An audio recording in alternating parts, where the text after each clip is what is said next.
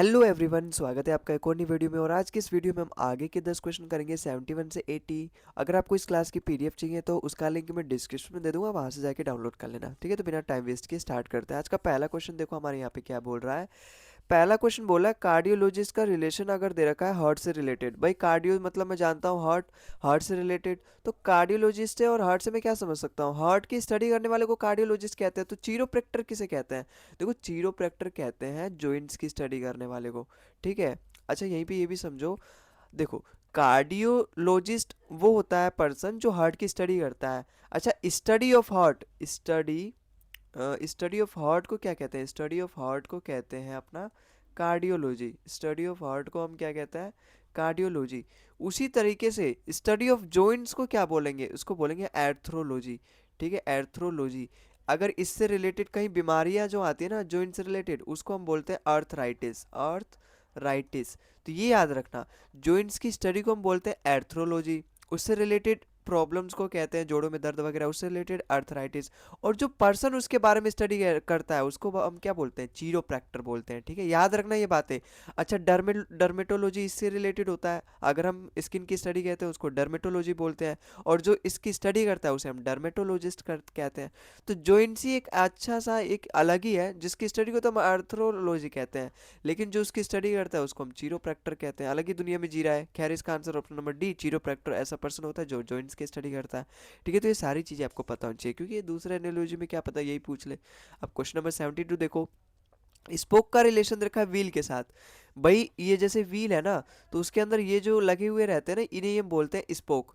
ये जो है ना, ये इसे हम बोलते हैं स्पोक। तो यहाँ से मैं क्या समझ सकता हूँ कि स्पोक जो है वो व्हील का पार्ट है, इंटरनल पार्ट है। तो क्या सेंटेंस का इंटरनल पार्ट वर्ड है? भाई ये पूरा एक तरीके से ये सेंटेंस है अगर, तो ये वर्ड से ही तो मिलके बना हुआ है। इसका मतलब बिल्कुल वर्ड तो एक इंटरनल पार्ट है सेंटर का, सेंटेंस का। अच्छा प्रिंटर क्या एक इंटरनल पार्ट है कंप्यूटर का? अगर यहाँ पे मदरबोर्ड दिया रहता और यहाँ पे कुछ अलग ही चीज़ दिया रहता जो कंप्यूटर के अंदर पाया जाता है, या फिर एलईडी वगैरह दी रहती जो कंप्यूटर के अंदर पाया जाता है, तो ये उसका पार्ट नहीं, इंटरनल पार्ट नहीं। कंप्यूटर्स का मतलब यहाँ पे क्या है? पीसी। पीसी से रिलेटेड है ना। कंप्यूटर का मतलब ये पूरा पार्ट नहीं, कंप्यूटर सीपीयू माउस कीबोर्ड वो सारा पार्ट नहीं। कंप्यूटर मतलब यहाँ पीसी से रिलेटेड, तो पीसी में प्रिंटर नहीं आता, ऑप्शन नंबर बी गलत हो गया। अच्छा साइड के अंदर स्क्वायर नहीं आता, ये भी गलत हो गया। ब्रांच के अंदर ट्री नहीं आता, ट्री के अंदर ब्रांच आ सकता है, तो मैं सोचता थोड़ा बहुत। तो ऑप्शन नंबर डी भी गलत हो गया। ऑप्शन नंबर ए ही इसका बिल्कुल करेक्ट आंसर है, बेस्ट आंसर में फाइंड करना होता है। अच्छा इस सवाल में देखो क्वेश्चन नंबर 73 में, इराक का कैपिटल दे रखा है दिनार। कैपिटल नहीं है, करेंसी है भाई। इराक की कैपिटल बगदाद होती है। ठीक है, इराक की कैपिटल भी याद रखना बगदाद होती है। ठीक है, तो इराक की कैपिटल बगदाद होती है लेकिन उसकी करेंसी दिनार होती है। अच्छा म्यांमार की करेंसी क्या होगी? अच्छा इसकी कैपिटल पहले बताओ। इसकी कैपिटल आपके लिए होमवर्क है, पिछले क्वेश्चन पिछले वीडियो में भी मैंने आपको एक होमवर्क दिया था, इस वाले वीडियो में भी एक होमवर्क है आपके लिए। इसकी कैपिटल आपको कमेंट करना है। ठीक है, जब आप कमेंट करोगे, जिसको नहीं पता जाके गूगल करेगा, गूगल करेगा तो उसको याद रहेगा हमेशा, कि आगे भी अगर कभी पूछ लिया जाए म्यांमार की कैपिटल क्या है इस तरीके से एनालॉजी में, तो आप बता दोगे। तो इसकी कैपिटल आपको कमेंट में बताना है। म्यांमार की करेंसी मैं आपको बता देता हूँ, म्यांमार की करेंसी होती है कयात। ठीक है। अच्छा येन किसकी करेंसी होती है? येन होती है आपकी करेंसी जापान की। ठीक है। ऐसी लायरा किसकी होती है? लायरा होती है आपकी तुर्की की। ठीक है, याद रखना। ठीक है, आगे चलते हैं। अच्छा ये रैंड किसकी होती है, ये आप बताना कमेंट में। ये भी आप बताओ, दो तीन सवाल तो यार बताओ ना, तभी तो लगेगा क्लास में हाँ इंटरेक्शन है, हम कुछ पढ़ने जा रहे हैं, कुछ सीखने जा रहे हैं। जब कुछ तुम जानो तभी तो पता चलेगा। अच्छा क्वेश्चन नंबर 74 देखो। कोन का रिलेशन देखा आइसक्रीम के साथ। भाई आइसक्रीम अपना कोन के शेप में हो सकता है, बिल्कुल वो वाले आइसक्रीम कोन के शेप में होते हैं ना, ये वाले आइसक्रीम। अच्छा बाउल, इनमें से कौन सा ऑप्शन है जो बाउल की शेप में हो सकता है? बाउल मतलब वो कटोरा, इस तरीके से कटोरा जैसे। तो देखो सोप तो नहीं होता, ना ही सिप होता है, ना ही ड्रिंक होता है, केवल एक ही बच गया ऑप्शन नंबर ए, सूप। वो जो हम पीते हैं ना गर्म का गर्मा गर्म, तो वो ज़्यादातर बाउल में ही तो दिया जाता है। तो वही अपना यहाँ पे बेस्ट आंसर सूट कर रहा है, बाउल से रिलेटेड हो रहा है। ठीक है, अगले सवाल पे चलते हैं। हमें बेस्ट आंसर ढूंढना होता है भाइयों। क्वेश्चन नंबर 75 देखो। मायोपिक का रिलेशन देखा है फार साइटिड से। देखो फार साइटिड मतलब जो आंखों की प्रॉब्लम होती है ना, जिसमें एक फार साइटिड एक कंडीशन आ जाती है जिसमें हमें पास की चीज़ें नहीं दिखती, दूर की चीज़ें साफ दिखती हैं।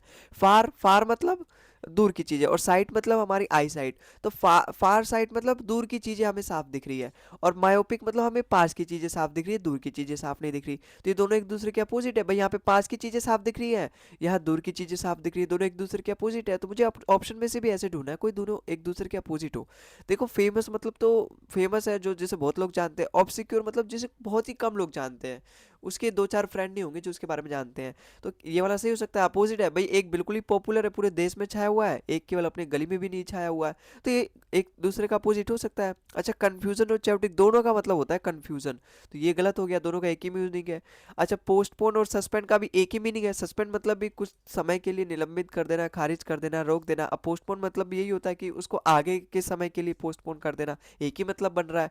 ट्रबल का मतलब भी दुखी से रिलेटेड होता है, और इसका मतलब भी दुखी से रिलेटेड, दोनों एक दूसरे के सिनोनियम है। केवल एक ही ऑप्शन बचा, ऑप्शन नंबर ए इसका बिल्कुल करेक्ट हो जाएगा।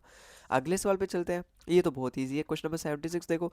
भाई ईयर के अंदर जून आता है, जून एक ईयर के अंदर है ना, जून मंथ है, एक मंथ अपना ईयर के अंदर आता है, तो ईयर का एक पार्ट है जून।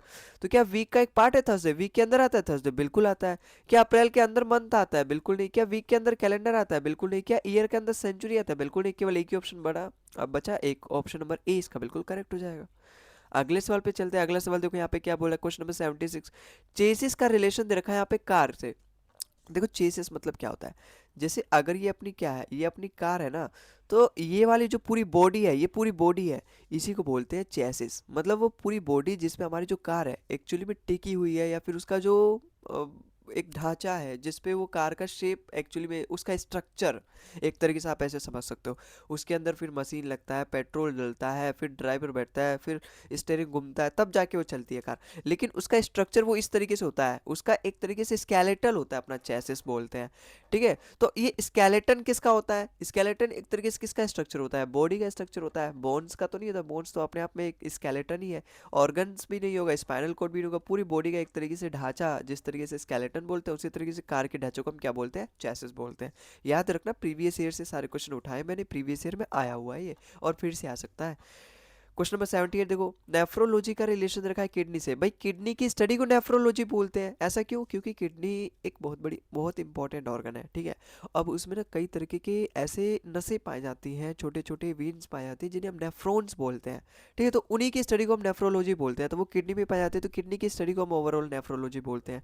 तो कार्डियोलॉजी लीवर की स्टडी को बोलते हैं? नहीं, कार्डियोलॉजी तो मैं बचपन से सुनते आ रहा हूँ, या फिर कई बार मैंने बोल रखा है अपनी क्लास में, या फिर कई बार आपको बता भी रखा होगा कि ये हार्ट की स्टडी से कहते हैं। इवन आज का जो पहला क्वेश्चन था वो भी कार्डियोलॉजी से रिलेटेड था, तो ये हार्ट की स्टडी से रिलेटेड होता है, लीवर की स्टडी से नहीं, ठीक है। अच्छा, लीवर की स्टडी से, लीवर की स्टडी को क्या बोलते हैं? हेपेटोलॉजी बोलते हैं, हेपेटोलॉजी, ठीक है, याद रखना।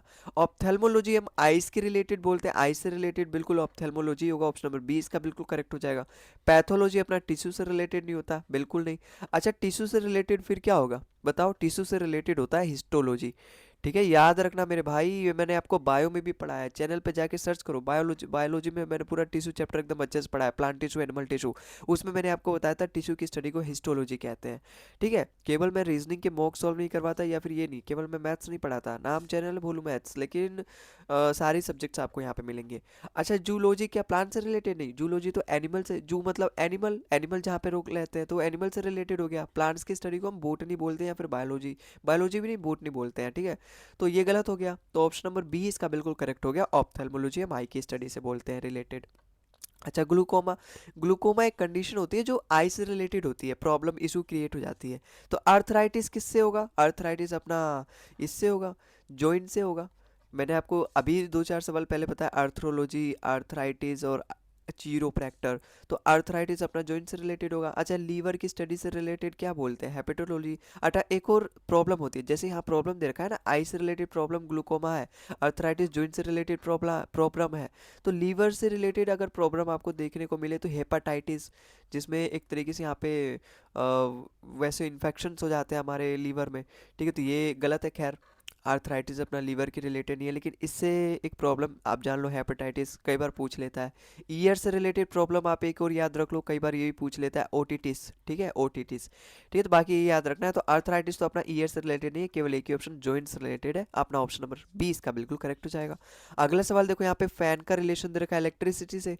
भाई फैन इलेक्ट्रिसिटी से ही तो चलता है, और किससे चलता है? हवा देता है, इलेक्ट्रिसिटी से चलता है, ठीक है। तो कूलर क्या पानी से चलता है? थोड़ी ना, पानी डाल दो फिर थोड़ा ना कूलर चल जाएगा, वो भी अपना इलेक्ट्रिसिटी से चलता है, ये भी गलत हो गया। पेट्रोल क्या फ्यूल से चलता है? कोई ऐसा रिलेशन नहीं भाई, फ्यूल का एग्जांपल पेट्रोल दे रखा है, तो गलत हो गया। क्या बाइक किक से चलता है? फिर तो किक ही मार के चलते चलाते रहो उसे, उसमें पेट्रोल डालने की जरूरत है, पैसे क्यों लगेंगे हर महीने, हर दूसरे तीसरे दिन 100 रुपये का पेट्रोल डलवाने की जरूरत ही नहीं है, किक से ही चलाओ उसे। किक से नहीं चलता, व्हीकल डीजल से चलता है, बिल्कुल वाहन जो डीजल से चलते हैं, ऑप्शन नंबर डी इसका बिल्कुल करेक्ट हो जाएगा। जो एनालॉजी अपने क्वेश्चन में दिए रहते हैं वही अपने ऑप्शन में भी होना चाहिए। ठीक है, तो आई होप आज के इतने ही हम क्वेश्चंस लेकर आए, और आज की इस वीडियो में आपको कुछ समझ में आया होगा, वैल्यू ऐड हुई होगी आपके जरूर अंदर। तो अगर आपको वीडियो पसंद आए तो वीडियो को लाइक कर दे, और अगर आपको इस क्लास की पीडीएफ चाहिए तो उसका लिंक मैं डिस्क्रिप्शन में दे दूंगा, वहाँ से जाके डाउनलोड कर लेना और इन सभी क्वेश्चन को एक बार और प्रैक्टिस कर लेना। ठीक है, मिलते हैं अगले वीडियो में एक और नए आगे के नए क्वेश्चंस के साथ, तब तक के लिए जय हिंद जय भारत।